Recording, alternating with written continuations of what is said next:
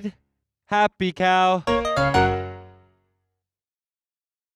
Hi, my name is Ken Spector with HappyCow, and I'm here today at the Healthy Taste of LA event, and I'm here with John Pierre.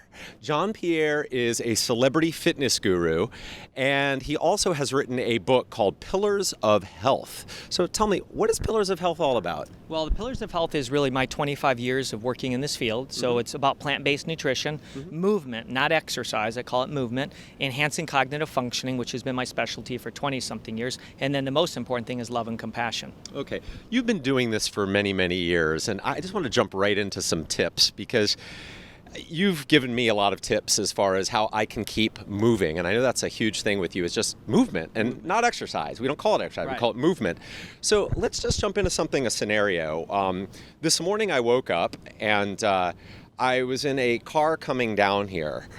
Are there exercises that one can do in their car without getting distracted that would sort of keep them in sort of a motion feel? Well, I mean, kind of fidgeting and moving your butt around a little bit and your chest around a little bit, and maybe at the stoplight, kind of stretching out your hand and stuff. But the main thing is when you get out of the car. The most important thing is maybe park a little bit further than you have to, as long as it's safe, and walk around. If it's safe to take the stairs to your event, take the stairs. But the idea is that you can't live a sedentary life 23 hours a day and think you're going to counter it by 1 hour at the gym. It doesn't work that way. So you need to just sneak movement in throughout the day anytime you can. Okay. I remember you once talking about this, and I think everyone should really know this. There's a simple movement that you can tell sort of what type of shape someone's in or how close they are to death. There's a simple movement, just sort of going down and up. Yeah. Can you demonstrate that and talk a little bit about that? One of the biomarkers of aging, the way we look at how well people are aging, is their ability to get from a standing position down to the ground and up again. And it doesn't matter if they just squat and sink all the way down or if they get on all four, kind of like a dog position and then slowly get up. But the point is you want to have the ability to ultimately be able to be in this position and then sink down and then ultimately get back up again. Or you could go from this position here and then slowly get yourself up. But you have to have the ability to be able to get up. A lot of people can't even get up off the floor, and that's one of the reasons they refuse to sit on the floor, because they can't get up. Right. But the reason they can't get up is because they don't practice sitting on the floor.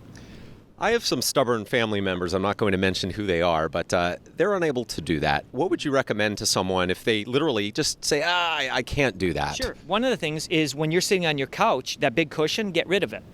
Because now all of a sudden you have to sit down deeper, so your squat is going to go from here to all the way here, and that starts training your flexibility and your strength more efficiently. It'd be kind of like the opposite. If we kept piling up pillows on a couch, you wouldn't even have to sit. Right. So who decided that a couch should be that low or the chair should be that height? Somebody just made it up. But if you look at Indonesia and Asian, you look at some of these other populations, this is how they sit, this is how they play games, this is how they go to the restroom, this is how they do a lot of their life. And they don't have any problem getting from the floor up like that at all, because they're always doing it. Oh, there we go. Okay. So it's just because we don't use it that we lose it. Right. What about sitting at a desk? A lot of people, they sit at a desk during their workday. Sure. What can one do when one's sitting at a desk? Well, one of the things is every hour you want to get out of your chair, reach, and go onto your toes and come back down again 10 times. So 10 squats and reaches. At the end of a 7-hour workday, that'd be 70 squats and reaches. At the end of a week, that's 350 squats and reaches.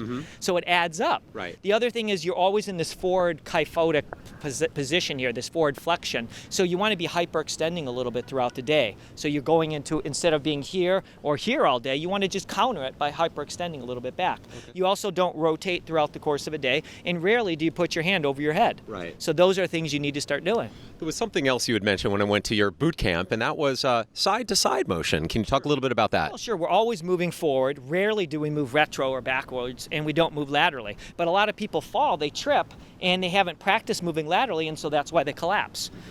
So one of the things you can do is what's called the box step, and this is in my book, The Pillars of Health, and that's just stepping forward, stepping to your left, stepping backwards, and then stepping to your right. Do 5 of those, and then switch directions. And see, that starts training. If you do that every day in your neuromuscular memory, you have the ability to learn how to move in different directions. And if you fall, in an instant, you'll catch yourself. Okay. Because you've been practicing it. Yes. And as far as an exercise that someone can also do, I didn't mention this, on an airplane. Oh, on an airplane. What would be some good choices? Well, I think that you should always be pumping your feet up and and down dorsal plantar flexion like this and trying to raise your knees. And again, just like in a car, you're trying to move your waist around and your hips around and your chest around.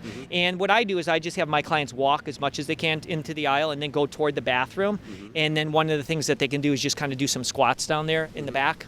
So kind of the back of the plane. Now, you've got a couple of toys in your hand. Can you just show what you have here? Sure. This is probably the most efficient exercise device ever designed, and it's a jump rope. And the only difference is I just took the jump rope and became a magician, and I just basically cut it in half. And so this way now, what I can do is I can jump rope here, and basically what's happening here is my feet aren't going to get caught. So I can do all these different types of motions here. I can go forward, I can go backwards, I can go laterally, I can do foot tricks here, so I'm getting some coordination. So I can get a good workout within about 7 minutes of hard jumping very fast, throwing in some push-ups or some other work with the exercise band. I'm all set. Terrific. Now, do you have your band with you? Yeah. Okay, let's get the band over here. Oh wait, here it is. Oh, you have it. Wow, magic. So what I do with the exercise band is this obviously can go in your pocket, in your briefcase, whatever. Is this? It's just basically latex. Okay. And they make latex-free ones too, but it's just a stretchy material, almost like you could use a bungee cord. And so you can put this behind you, and you could do chest motions here. You could do a squat, and then you could do a chest press, right? I can do a lunge, and then a chest press. I can attach it to a door. I can have you hold it, and then I can pull it to get a back exercise. I can attach this to a door, and then I could do a chest press here. So there's millions of different exercises I can do with it. But this is something, if you take this and a jump rope, you can fit that pretty much anywhere when you travel or if you're going to school or anywhere. It's pretty easy. Yes, yeah. And you were talking about the lymphatic system and why this is important. Yeah, well, the thing is, you're sitting down all day long, and most of your lymph nodes are in your groin region and your chest region. So think about you're doing this posture all day long. There's no movement here. So when you get out and walk, you need to power walk and really use your arms, and you need to be pumping your legs up and down because that gets that lymph flow going. And a majority of people are vegan or vegetarian who are the audience of Happy Cow. So let's get a little bit into veganism. What do you think, I'm a longtime vegan, you're a longtime vegan.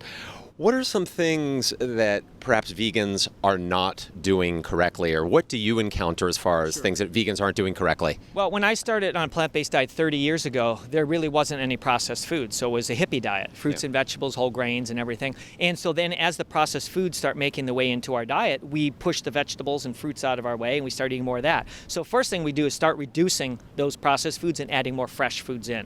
The other thing is get a blender and get a smoothie in a couple times a week because we can take a massive amount of nutrients in fruits and vegetables and even ground flaxseed and put it all into a little glass and you could drink it. Yeah. And it's a lot easier than eating it, and most kids won't eat like 7 or different vegetables or fruits in the morning, but if we blend it, they will. So that's the other one thing. And the other thing you do is get a pressure cooker. A pressure cooker, you can make lots of steamed vegetables in 3 minutes, and then you put them in a glass container and you store them in the refrigerator. So every time you have soup, you can take it out. If you have a salad, you can put it in there. So this way you're always eating vegetables. Okay. And vitamins and supplementation for vegans? Yeah, well, the B12 is non-negotiable. You have to take a source of B12 for sure because it's found in the soil, but we live in a sterile society, so we wash our hands, our food is sterilized, right? When you say a source, what source? A food-based supplement? Yeah, you can take basically any sort of vitamin. It'd be a sublingual. You could put under your tongue or you chew it, and it's usually derived from it will be called cyanocobalamin or methylcobalamin or hydroxycobalamin. It's just a synthesized source of B12. Years ago, B12 was in the well water. When we picked a carrot, there was B12. We didn't wash it. There was B12 under our nails. But today we live in a sterilized society, so we need to have it. We also need to make sure we're getting sun every day, or taking a vegan source of vitamin D. And there's other nutrients. We need to make sure we get some iodine, so maybe some sea vegetables in our diet because iodine can be low if we don't get that in. So it depends. Every client's different that I work with, what they need. And as far as vegans you've seen, what are some of the worst case scenarios that you've seen as far as people being vegan and being incredibly deficient in B12, omega-3s? Yeah, well, mainly B12, omega-3, and then vitamin D, and then iodine. Those were the most common ones we see. And B12 deficiency is scary because it can cause permanent neurological damage, and you can start getting tingling in your toes and your fingers, and then you really got to be careful. So that's why it's just so easy to take 500 micrograms of B12 every day, and you're all set. How do you feel about food combining?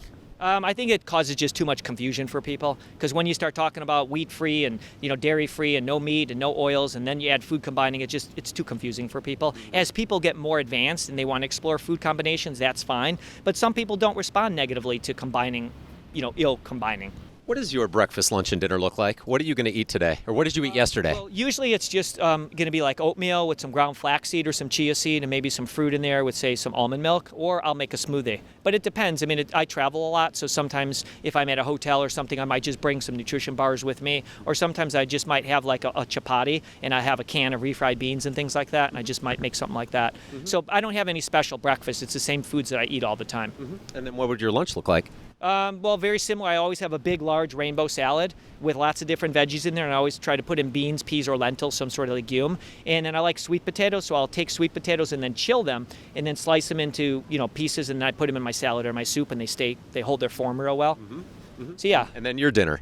Well, I try to get done as early as I can. Ideally, I love to be done eating by 5 or 6. That would be ideal. And I like to use a lot of legumes in my diet. I use some grains, mainly quinoa or amaranth, and I use brown rice and wild rice, so I might have that type of meal. I don't have anything that I follow any regimen. It's quite honestly, it's if I did a lot that day, I might eat more carbohydrates. If I didn't do a lot, I'll eat lower foods like more vegetables. Do you tend to snack in between meals? Do you have 3 distinct meals? No. If I'm doing physical stuff and I'm hiking or I'm working with clients, then I'll snack. But if I'm just at conferences and you're not doing a lot but speaking, no, I won't snack. Your Pillars of Health book, what's the best way for someone out there to purchase your book? Okay, just go to my website, John Pierre, Pierre.com, and just click on my book there, and you can order it. Yeah, and Emily Deschanel absolutely loves you and loves your work, and I'll actually show people a clip of that interview as well. She thinks you're fantastic, and I do too.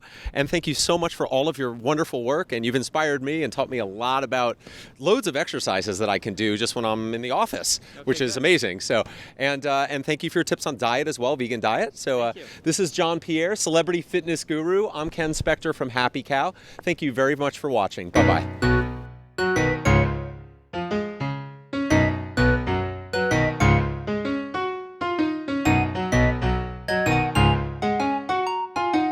The Healthy Eating and Living Guide. Happy Cow.